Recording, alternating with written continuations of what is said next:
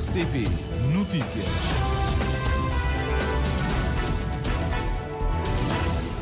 Treze horas em Cabo Verde. Seja bem-vindo ao Jornal da Tarde da RCV para esta quarta-feira e abrimos com os títulos.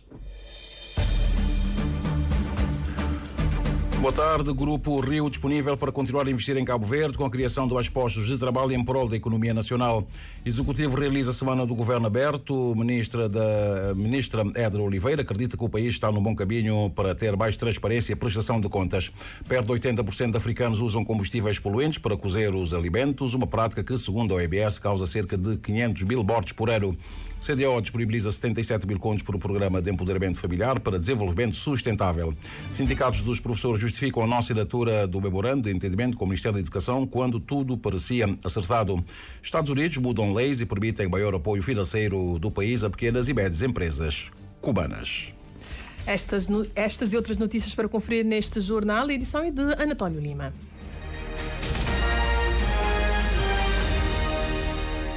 Amigo ouvinte da Rádio de Cabo Verde, boa tarde. A cadeia de hotéis Rio está disponível para continuar a investir em Cabo Verde, criando postos de trabalho e ajudar a economia nacional a crescer. Ultrapassada que está a crise da Covid-19, o responsável dos recursos humanos do grupo em Cabo Verde, Carlos Almeida, garante a retoma da atividade plena do grupo com a dinâmica que sempre o caracterizou. Nós sempre que abrimos um hotel criamos mais postos de trabalho e ultimamente o que é que aconteceu foi que com a remodelação do Hotel Rio Caramboa, a ampliação do hotel levou a que criássemos ainda mais postos de trabalho. Mais ou menos mais 300, 200, mais ou menos. Por aí. Não tenho a cifra em concreto, mas é nessa ordem. Muito mais do que preocupar-se com lucros, o Grupo Rio tem também apostado em ações de índole social e ambiental. 2 exemplos estão apontados pela diretora do Pelouro da Responsabilidade Social do Grupo, Josiane Barbosa. O consultório solidário de saúde infantil na ilha de Sal, em Espargos, que temos objetivos de fazer a sua réplica em Boa Vista. É um consultório que oferece consultas gratuitas a crianças dos 0 a 14 anos, juntamente com a Associação África Avança. Para além disso, também atuamos a nível da biodiversidade e também em energias renováveis, que estamos em acordo e disponíveis em colaborar com o governo para qualquer plano local, o que refere à transformação de energias renováveis. Constitui ainda a preocupação do Grupo Rio Hotéis em deixar pegadas ecológicas sustentáveis com uma forte aposta nas reciclagens de todos os resíduos, garante Josiane Barbosa, à margem da apresentação hoje da praia dos resultados deste grupo hoteleiro privado referentes a 2023. E o Governo acredita que está no bom caminho para ter cada vez mais transparência e prestação de contas, assim como a participação da sociedade civil na definição de políticas públicas, fazendo uso da inovação e também da tecnologia. A afirmação é da Ministra da Administração Pública e Modernização do Estado, Edra Oliveira, que falava hoje durante o ato de abertura da Semana do Governo Aberto com um debate sobre transparência e acessibilidade. Edra Oliveira elenca uma série de medidas como exemplos do progresso alcançado por Cabo Verde neste âmbito e como desafio aponta uma maior participação da sociedade civil na formulação de políticas. O Cândido Amorim Fortes acompanhou e traz-nos aqui os pormenores. A denominada Open Government Partnership, parceria para governo aberto, foi criada por 8 países, entre os quais Brasil, África do Sul e Estados Unidos, visando a promoção de governos mais abertos e a engajar a sociedade civil na busca de soluções para problemas globais. Cabo Verde aderiu em 2015 e já está a executar o segundo plano, que abarca o biênio 2023-2025. A iniciativa baseia-se na ideia de que o governo aberto é mais acessível e mais responsivo para com os cidadãos, mas na semana passada um inquérito do INE referente a 2023 revelou que apenas 14,2% dos inquiridos acredita que os políticos respondem às suas preocupações. A Ministra da Modernização do Estado desdramatiza essa cifra e explica os objetivos da iniciativa e do evento, que reuniu dirigentes dos setores público e privado, academia, sociedade civil e classe jornalística.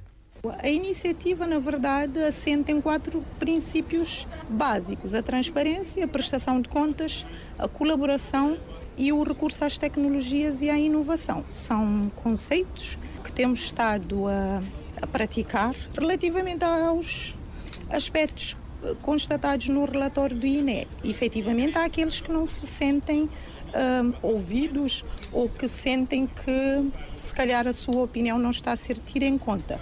Por isso mesmo é que um dos objetivos deste evento é promover a participação, a abertura do governo à sociedade, mas também incentivar a participação cidadã na definição de políticas públicas. O governo realiza consulta pública em relação a diplomas que pretende aprovar e verificamos que o número de pessoas que participa e que dá a sua opinião é muito reduzido. Muitas vezes tem a ver com a falta de informação, outras vezes tem a ver também com a falta de consciência de que podem participar na consulta pública, ou então o entendimento da consulta pública destina-se a um público mais restrito. Por isso a necessidade de uma consciencialização e de uma promoção de uma participação cidadã maior. Edna Oliveira aponta um conjunto de medidas adotadas no âmbito da iniciativa para reduzir o déficit de participação e garantir um governo mais inclusivo. Por exemplo, no ano de 2022, nós aprovamos o diploma que regula e estabelece os termos para o acesso e a reutilização de documentos administrativos. Como sabemos, o princípio da governação aberta está consagrado na nossa Constituição desde 92, mas apenas em 2022 é que nós pudemos aprovar o diploma para estabelecer como é que esse acesso deve ser feito e como é que a reutilização desses documentos deve ser feita. O fato de termos universalizado e tornado gratuito o acesso ao boletim oficial eletrónico. E como sabemos, é nos boletins oficiais que são publicados os atos do governo. Destacar o fato de se ter permitido que os juízes do Tribunal de Contas acedam diretamente ao sistema financeiro sobre a gestão orçamental, que permite que eles possam controlar os gastos públicos de forma direta, sem intervenção de ninguém e de forma autónoma. Assim como posso elencar o fato de termos implementado uma plataforma que é o IE Participa, que permite a auscultação dos cidadãos, que permite que eles possam fazer as suas reclamações e possam fazer recomendações. A iniciativa Open Government Partnership inclui 75 países, 150 governos locais e milhares de ONGs. Estima-se que perto de 80% dos africanos preparam as suas refeições em fogões tradicionais, utilizando energia da biomassa sólida como carvão ou outros combustíveis poluentes. Uma prática que, segundo a OMS, está na origem de 500 mil mortes por ano devido à exposição à poluição na atmosfera doméstica. Para reverter o cenário, o Centro para as Energias Renováveis e Eficiência Energética da CDAO, ECRI, a Direção Nacional de Energia e a Cooperação Espanhola promovem Praia um workshop com o propósito de recolher subsídios para a escolha das comunidades rurais do país onde vão ser implementados projetos promotores de energias limpas. A Joana Lopes tem os detalhes. A consultora técnica da ECRI, em representação da Cooperação Espanhola, Vanessa Marques, com os propósitos do evento de hoje, que se insere no projeto de energia, água e agricultura em fase piloto e que abrange, além de Cabo Verde, outros países africanos. Está a fazer consultações às partes interessadas em cada um dos países. São workshops nacionais para saber a sua opinião sobre a seleção de cadeias de valor e para assegurar que a intervenção tenha um impacto máximo na população, ter participação de todo tipo de atores que possam ter uma opinião sobre a seleção de cadeias de valor e de comunidades onde vamos depois fazer as intervenções. E o importante é que este projeto vai dar uma base de dados, um estudo, um report, um informe para poder continuar com esse tipo de intervenções, não só as que já estão no âmbito do projeto. Projeto que se enquadra na estratégia e metas do governo de Cabo Verde para promover altas taxas de penetração de energias renováveis, sendo introduzido no Programa Nacional da Sustentabilidade Energética, mais 2 eixos, assegura o diretor de Serviço de Energia, Carlos Monteiro. O governo entendeu por bem, portanto, dar um destaque especial e por isso foram criados mais 2 eixos muito importantes: o fomento empresarial, pesquisa e desenvolvimento de soluções eficientes e também a inclusão e a equidade do género, não deixar ninguém para trás. Portanto, desejo a todos uma boa sessão de trabalhos, com contribuições, com esclarecimento, para que efetivamente, quando passarmos essa fase de preparação para a implementação possa efetivamente trazer as mudanças que todos nós almejamos. A cooperação espanhola, a ECRI e o governo de Cabo Verde financiam o projeto que nesta fase piloto ronda 1 milhão de euros. O workshop nacional que conta com cerca de 40 participantes, entre eles câmaras municipais, o governo e organismos internacionais. E a regulação técnica e económica do setor elétrico em Cabo Verde foi tema de uma palestra promovida na manhã de hoje pela Agência Reguladora Multissetorial da Economia, em parceria com a Universidade Técnica do Atlântico em São Vicente, para assinalar o Dia Mundial da Energia. Uma data com foco na sensibilização dos intervenientes do setor para a necessidade da poupança de energia e consumo de energias renováveis amigas do ambiente. A Patrícia Martins com os pormenores. No contexto atual no país, são muitos os desafios que se colocam e a ARM vai se preparando, diz José Luís Delgado, diretor do Departamento de Eletricidade, Água e Saneamento da Agência Reguladora, que proferiu a palestra Regulação Técnica e Económica do Setor Elétrico em Cabo Verde. Nós estamos numa fase de mudança realmente da estrutura no setor e a ARM tem sempre feito que garantisse que qualquer decisão das políticas nós temos que criar as condições para que isso funcione. Já publicamos alguns regulamentos que vão ser adaptados com a nova estrutura, de maneira que nós conseguimos dar continuidade ao setor elétrico e que realmente as tarifas que as pessoas querem sempre saber se vão aumentar ou não, refletem os custos. Não cabe à ARM fazer políticas sociais, não é? Mas cabe ao governo, depois de ter as tarifas que refletem os custos, decidir. Claro, tem grandes desafios, é que vai ter muito mais agentes no setor elétrico, há muito mais contratos entre os diferentes agentes, então isso vai ter realmente um trabalho acréscimo. Antigamente, como a empresa era verticalizada, tratava-se apenas com um interlocutor. Agora, cada parte tem que se calcular os custos, nós temos que garantir que cada prestador de serviço público, através de um contrato de concessão, uma licença ou outro, recebe o que realmente é justo pelo investimento e pelo trabalho que é efetivo. A ARM vem há algum tempo já preparando para esses desafios. As empresas vão começar agora, também ao longo vamos ter sempre uma adaptação para isso. O Dia Mundial da Energia procura sensibilizar os intervenientes no setor para a necessidade da poupança de energia e consumo de energias renováveis amigas do ambiente. Uma sensibilização necessária, admite Jennifer Matos da Cruz, docente e diretora do Departamento de Engenharia Eletrotécnica, Informática e Telecomunicações da UTA. A grande preocupação é sensibilizar as pessoas para a necessidade da mudança de utilizarmos as fontes renováveis. Então, nada melhor do que trazer parceiros, onde temos antigos alunos, atuais docentes, antigos docentes, para ajudar na sensibilização. É a parte académica que nós podemos dar a contribuição. É mais uma questão de comemorar o dia, sensibilizar as pessoas, ver a evolução. É uma forma de irmos mostrando que são em passos pequenos que contribuem grandemente para o nosso desenvolvimento. As pessoas é que ajudam com ideias, com projetos, com inovações. E nós temos cá, neste âmbito académico, pessoas com capacidade de desenvolver esses aspectos. Temos de sensibilizar para puxar esse desenvolvimento. E esses momentos servem para dar essa contribuição. A CABEOL, que a sustentabilidade e as boas práticas que fazem a diferença, foi ainda outro tema em debate neste evento, em que a Agência Reguladora Multissectorial da Economia, ARM, se associa à Universidade Técnica do Atlântico para assinalar o Dia Mundial de Energia. E o Ministério da Família, Inclusão e Desenvolvimento Social fez da manhã de hoje a apresentação pública do Programa de Empoderamento Familiar para o Desenvolvimento Sustentável. Com financiamento da CDO, o programa terá vigência de 1 ano, estimado em 77 mil contos. A Carmelito Rosário vai nos dizer como é que este montante será aplicado.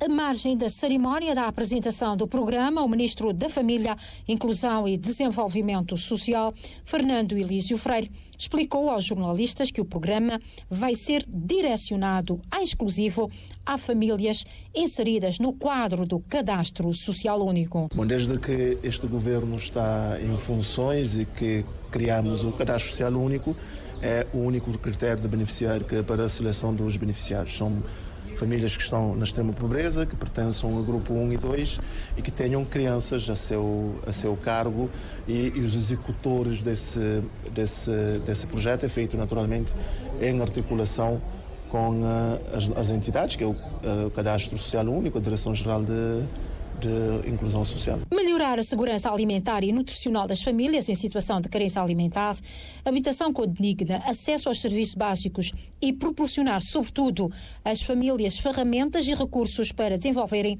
as suas atividades geradoras de rendimento é um dos principais objetivos do programa, sublinha o governante. Nós temos um conjunto de programas, mas nós temos programas que, acima de tudo, permitam às famílias terem acesso a uma profissão. As famílias, as pessoas. E os programas que nós temos de atividades geradoras de rendimento é permitir que as famílias tenham acesso a uma profissão e, quando têm acesso a uma profissão, com programas específicos de formação, e depois então nós entramos com um incentivo para que possam iniciar a sua atividade de acordo com a profissão que escolherem ter. Portanto, é neste quadro que nós estamos a trabalhar em todos os projetos e é por isso que estamos a conseguir neste momento dar passos significativos no sentido da eliminação da pobreza extrema. O programa de empoderamento familiar, com a vigência de 1 ano, que foi apresentado na cidade da Praia pelo ministro Fernando Elísio Freire, tem um custo total de 77 milhões de escudos, financiado pela CDAO. Começa a ser implementado ainda hoje através da Direção-Geral de Inclusão Social, a fazer fé nas palavras do governante. 77 mil contos, montante mobilizado pela Comunidade dos Estados da África Ocidental, CDAO, para o Programa de Empoderamento Familiar para o Desenvolvimento Sustentável do Governo de Cabo Verde. Uma sanfilipense de nome Henriqueta Cardoso recorreu à comunicação social para demonstrar a sua indignação pelo facto de esperar 5 anos para realizar o exame aqui na Praia. Henriqueta Cardoso diz ter tentado todos os recursos para conseguir o exame e uma consulta de especialidade e por isso pede a quem de direito que interfira para que o sistema possa funcionar adequadamente. O Elcio Andrade conta-nos a história.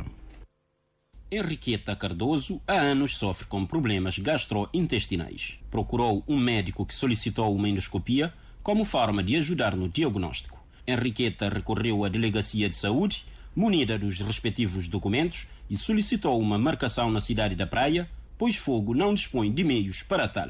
O ano era 2019.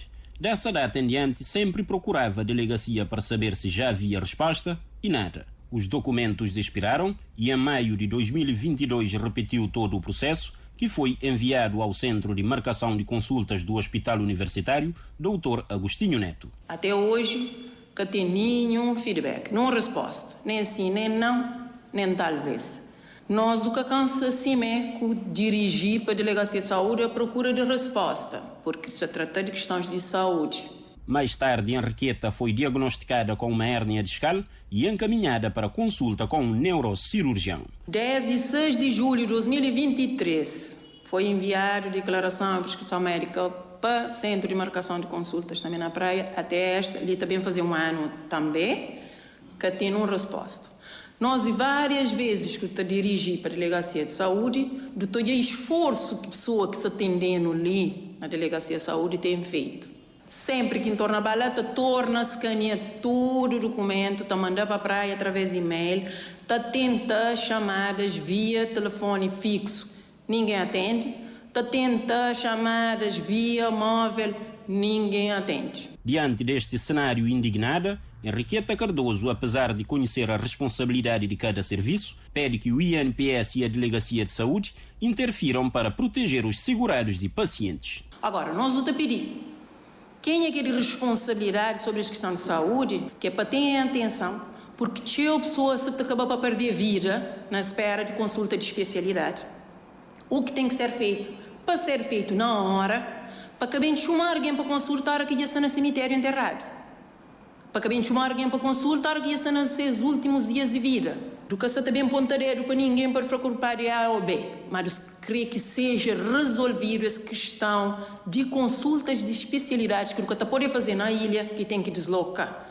Depois de tentar por todas as vias, a última alternativa foi denunciar a situação à comunicação social como forma de chamar a atenção das autoridades para a questão. Segundo diz, a sua saúde vai se agravando nesse período de espera por consultas de especialidade e exames médicos. 13 horas mais 20 minutos, Jornal da Tarde, Rádio de Cabo Verde. A Câmara Municipal da Praia recebeu na manhã de hoje uma ambulância no valor de 8 mil contos, uma doação do governo japonês no âmbito da assistência a projetos locais que contribuem para a segurança humana. O presidente da Câmara da Praia, Francisco Carvalho, sublinhou a cooperação de quase uma década com a Embaixada do Japão, não deixando de ressaltar a importância de se reforçar os serviços de assistência médica no município da Praia. É uma grande oferta do povo do Japão, porque esta ambulância é uma ambulância da categoria C, ou seja, é uma ambulância que permite até a realização de pequenas cirurgias dentro do próprio automóvel.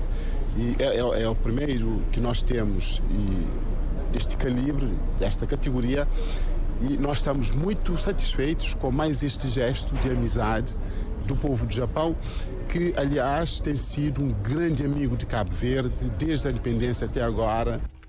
Por seu lado, o comandante dos bombeiros da Praia, Carlos Teixeira, afirma que a nova ambulância com recursos modernos e eficazes permitirá aos bombeiros dar uma melhor resposta às situações de emergência. Grande valia para a Praia, para o município da Praia, para a ambulância de top, uma ambulância que ia ter dar resposta às demandas que a Tora considerava, né? Portanto, é uma grande valia. É uma ambulância de suporte base avançado de vida. Então, é ser equipado de forma que traduzir a resposta daquelas intervenções que a Tora nunca dava. A entrega aconteceu na sede da Câmara da Praia e contou com a presença do chefe adjunto da Embaixada do Japão, um trabalho da jornalista estagiária Ani Lopes. O Sindicato Nacional dos Professores, SINDEP, e o Sindicato dos Professores da Ilha de Santiago, SIPROFIS, justificam a rejeição do acordo com o Ministério da Educação com a adulteração da proposta inicial e falta de clareza do documento apresentado pelo Governo. Os dois sindicatos ameaçam com novas formas de luta, responsabilizando o Ministério da Educação com possível instabilidade que possam ocorrer na reta final do ano letivo. O Isentão dos Reis esteve na conferência de imprensa de ambos os sindicatos. Jorge Cardoso fundamenta a recusa do Sindicato Nacional dos Professores com a suposta retirada dos principais pontos de entendimento, nomeadamente as reclassificações para os professores que adquiriram graus de mestres e doutores, bem como as promoções automáticas com o tempo de serviço. Antes também o valor de 55 mil escudos era para referência dos professores que não têm qualquer formação. Nesse documento vem aparecer para os professores com curso superior que não confere grau de licenciatura. Sobre a reclassificação, nós temos no Estatuto, as reclassificações são automáticas. E neste momento, portanto, o Governo vem fazer uma proposta que, com a entrada em vigor do novo PCFR, com a revisão do Estatuto, dá um prazo até 4 anos para os professores que estão no sistema para concluir a licenciatura para serem reclassificados. Significa que é retroceder, retirar as reclassificações. Abrão Borges, presidente do Sindicato dos Professores da Ilha de Santiago, também não rubricou o documento com o Ministério da Educação, alegando a falta de clareza e adulteração da proposta consensualizada. A reclassificação automática dos mestres e doutores foi excluída do acordo. As promoções não estão claras, ou seja, a ausência detalhada dos mecanismos da promoção. A transição dos professores 5C, 7A, 8A, falta a clareza em relação a tudo isso. Porque o que nos fora enviado foi completamente contrário daquilo que nós tínhamos preconizado ou discutido. O presidente do SINDEP, Jorge Cardoso, estranha ainda a nota justificativa do Ministério da Educação, alegando falta de respaldo legal em 3 dos pontos da proposta inicial. Veio fazer essa alteração, a dizer que isso está encoberto de ilegalidade na última versão, que é para assinatura. Então o Governo anda a navegar na ilegalidade? Ou então, se tivéssemos assinado o acordo no dia 22, esse acordo não tinha validade? Se ele não está mandatado para negociar enquanto titular da pasta de educação, que se demita. Porque quando falam das pendências, veja só, nós temos o pagamento dos subsídios pela não redução de carga horária de 2017 a esta parte.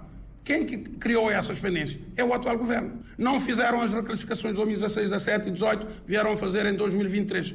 Quem criou essas pendências?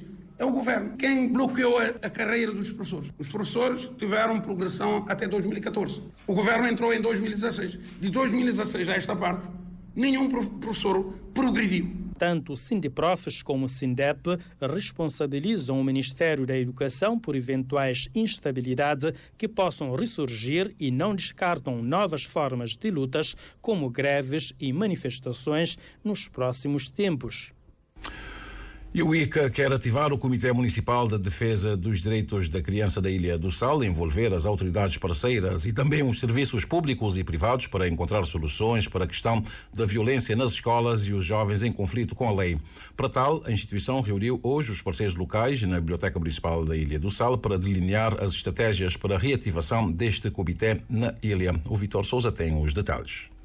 O Comitê Municipal para a Defesa dos Direitos da Criança é um órgão municipal constituído por diversos serviços públicos e privados para atuar onde o ICA não possui uma delegação. Mas tendo em conta o crescimento da Ilha do Sal, surgiu a ideia de ativar este órgão na ilha para dar resposta aos novos desafios da proteção da infância. A delegada do ICA no Sal, Keila Soares, explica-nos as valências e como será composto este comitê. Estará presente no órgão Câmara Municipal como um dos atores principais para a formação e implementação e ativação do Comitê, Polícia Municipal, Ministério da Educação, Delegacia de Saúde e os diversas organizações da sociedade civil. Portanto, são um grupo bastante vasto e também é aberto para quem quiser participar. Portanto, ele é um órgão municipal aberto à participação de todos os serviços públicos e privados da ilha. Qual é que é a principal missão? A principal missão é responder à situação da infância na ilha, não é? É reforçar o sistema de proteção. O Comitê já é um órgão integrado do sistema de proteção, mas ainda na Ilha de Sal nunca tinha feito sentir da forma que ele necessita. A intenção é estar-se cada vez mais perto das organizações, cada vez mais juntos e que as decisões sejam realmente junto desses serviços, numa concertação e que tenha várias alternativas ou resposta às situações que enfrentamos. Também complementa o Comitê o sistema de serviços judiciário. Este Comitê Municipal do ICA será um centro de debate e concertação para encontrar soluções e dar respostas a temas complexos, como, por exemplo, a violência juvenil e a questão dos jovens em conflito com a lei. Os de 16 anos já vão para a cadeia de adulto. Os menores de 16 anos, 12 até 16, já estão com medidas tutelar no Centro Tutelar Socioeducativo Orlando Pantera. Mas a nossa perspectiva, a nossa vontade é trabalhar a criança, proteger esse jovem para evitar chegar a esse ponto de medida mais drástica para combater a situação de delinquência juvenil que se depara. Se for para criar outras estruturas de cuidados, que não a cadeia, que não o Centro Tutelar Orlando Pantera, mas que possamos trabalhar jovens e crianças integrados na ilha e com projetos de vida para reinserção na sociedade. Então, esse encontro é uma resposta, não é? Também para essas situações dos jovens em conflito com a lei. O encontro decorreu na sala de conferências da Biblioteca Municipal Jorge Barbosa, nos Espargos, e reuniu diversas autoridades da ilha, bem como organismos públicos e privados da sociedade civil que lidam com a questão da proteção da infância na ilha.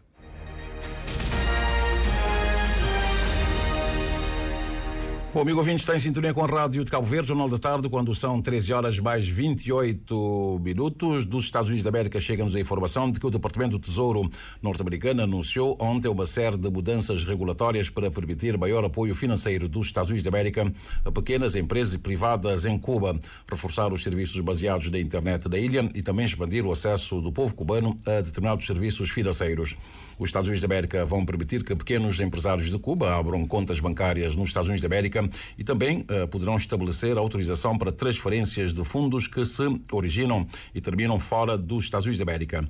As medidas também vão permitir que empresários cubanos usem plataformas de pagamento online com sede nos Estados Unidos da América, um grande obstáculo enfrentado atualmente pelas pequenas empresas da ilha. Ao elaborar as medidas, as autoridades norte-americanas, que informaram os repórteres sob a condição de anonimato, disseram que lutaram para equilibrar este objetivo com o desejo de evitar benefícios para as autoridades cubanas e ajudar a conter a imigração irregular de Cuba para os Estados Unidos, criando mais oportunidades económicas no país. Além disso, a medida pode permitir que cubanos sejam autossuficientes, sem depender do governo para todas as suas necessidades diárias, disseram as mesmas fontes sob a condição de anonimato. Pela primeira vez, tanques israelitas avançam pelo centro de Rafah, no sul da faixa de Gaza. Após 3 semanas de operações terrestres em áreas próximas de Rafah, tanques e veículos blindados israelitas com metralhadoras foram ontem vistos pela primeira vez no centro da cidade. Segundo relatos de testemunhas à agência Reuters, foi detectada a presença de tropas de Israel perto de uma mesquita que é um ponto de referência no centro da cidade de Rafah. Os residentes relataram fortes bombardeamentos durante a noite no bairro ocidental e, segundo a Defesa Civil palestiniana e o Crescente Vermelho palestiniano, os novos ataques mataram pelo menos mais 37 pessoas. Mais de 36 mil palestinianos já foram mortos e mais de 81 mil ficaram feridos na ofensiva militar israelita em Gaza desde 7 de outubro, de acordo com os dados publicados ontem. Os ministros dos Negócios Estrangeiros da União Europeia concordaram de forma unânime na passada segunda-feira em convocar um Conselho de Associação com Israel para discutir o cumprimento pelo país das suas obrigações em matéria de direitos humanos face à escalada da guerra em Rafah. A Europa é o principal parceiro comercial de Israel, representando pelo menos 1/3 de todo o comércio, o que significa que o acordo é visto como uma ferramenta poderosa para o bloco europeu exercer pressão sobre o gabinete israelita sobre a forma como está a decorrer a guerra em Gaza. A Venezuela retirou o convite para a União Europeia a enviar observadores eleitorais às eleições presidenciais marcadas para julho próximo, disse o chefe do Conselho Nacional Eleitoral, por causa das sanções. No início deste mês, a União Europeia removeu temporariamente as sanções individuais contra alguns dirigentes da Venezuela, medida considerada insuficiente pelos venezuelanos a defender que todas as sanções contra o país deveriam ser suspensas. As sanções da União Europeia são consideradas colonialistas e coercitivas, unilaterais e também genocidas, defende o governo da Venezuela. A comunidade dos Estados latino-americanos e caribenhos e a comunidade do Caribe e um painel de especialistas das Nações Unidas, além da União Africana e do Centro Carter, entre outros, vão participar como observadores. A votação de julho será a primeira vez, é uma década que a oposição da Venezuela, que boicotou a eleição de 2018, vai participar numa disputa presidencial. O presidente Nicolás Maduro, do Partido Socialista, vai buscar seu terceiro mandato, enquanto o ex-embaixador Edmundo González, que se candidatou em nome de uma grande coligação da oposição, vai tentar então tirar o poder a Nicolás Maduro. Já temos 13 horas mais 31 minutos, quase 32, caso o amigo ouvinte esteja à espera de alguém que partiu de São Vicente e que vai em direção a Portugal, a bordo da aeronave da TAP, saiba que o aparelho vai aterrar na capital portuguesa quando forem 6 horas e 25 minutos. Da praia também partiu há instantes o aparelho da SATA, que vai para Ponta Delgada e depois para Boston, com chegada prevista em Ponta Delgada quando forem 4 horas mais 34 minutos. Na Boa Vista está neste momento a aterrar um voo de TUI que vem de Birmingham, está neste momento prestes a aterrar ou já aterrou no aeroporto de Salrei, não, no aeroporto de Rabelo. Também para Boa Vista vai chegar daqui a pouco uma outra aeronave, também da Neus, e chega de Roma com aterragem prevista a 1 hora e 56 minutos. Já da Ilha do Sal está a partir deste momento o aparelho da Air Senegal, não sabemos para onde qual é o destino, pelo que é o que temos para partilhar com o amigo ouvinte em termos de informação de movimento aéreo neste momento. Pela via marítima temos um fraco movimento, apenas o Dono Tututa navega neste momento. O Criolla esteve na Ilha do Maio, já regressou à sua base aqui da praia. O Dono Tututa está muito prestes de atracar do cais de São Nicolau, Dono Tututa que fez a ligação entre Palmeira no Sal e o Porto de Tarrafal em São Nicolau. E falamos agora do movimento das marés, bem como o que nos dizem as tabelas solares em relação aos melhores momentos para pesca, para além de outras informações. Para hoje, 29 de maio, o sol despontou às 6 horas 3 minutos e 21 segundos e o pôr do sol deverá ocorrer às 18 horas 59 minutos e 40 segundos. A lua está na fase gibosa minguante, a Baía alcança a fase quarto minguante, começa o dia visível no céu e o ocaso lunar aconteceu às 11 horas e 30 minutos pelo sudoeste. A primeira baixa-mar do dia aconteceu às 4 horas e a seguinte será às 17 horas e 4 minutos e a primeira pré-mar aconteceu às 10 horas e 35 minutos e a seguinte vai acontecer quando forem 23 horas e 20 minutos. E os dados apontam que hoje poderá ser um bom dia para pesca, sendo o melhor momento das 17 horas e 1 minuto até às 19 horas e 1 minuto. Para amanhã, quinta-feira, a primeira baixa-mar será às 5 horas e 1 minuto e a seguinte às 18 horas e 13 minutos. A única pré-mar de amanhã acontece às 11 horas e 40 minutos, pelo que amanhã teremos um dia praticamente o dia todo com maré baixa. Em relação à pesca, amanhã quinta-feira poderá ser um bom dia, sendo os melhores momentos das 5 horas e 30 minutos até às 7h30 ou então das 17 horas e 51 minutos até 19 horas e 51 minutos. 13h34. Recordemos os títulos que fizeram esta edição. Dissemos que o Grupo Rio está disponível para continuar a investir em Cabo Verde com a criação de mais postos de trabalho em prol da economia nacional. O Executivo realiza a Semana do Governo Aberto. O ministro Éder Oliveira acredita que o país está no bom caminho para ter mais transparência e prestação de contas. Perto de 80% de africanos usam combustíveis poluentes para cozer os alimentos, uma prática que, segundo a OMS, causa cerca de 500 mil mortes por ano. CDO disponibiliza 77 mil contos para o Programa de Empoderamento Familiar para o Desenvolvimento Sustentável. Sindicatos dos professores justificam a não assinatura do memorando de entendimento com o Ministério da Educação quando tudo parecia acertado. Estados Unidos da América mudam leis e permitem maior apoio financeiro do país a pequenas e médias empresas cubanas. Anatólio Lima, na edição e apresentação deste jornal, técnica de Ilson Andrade, Jamila Carvalho no apoio à realização. Às 14 teremos a reposição dos títulos com a Carmelita do Rosário.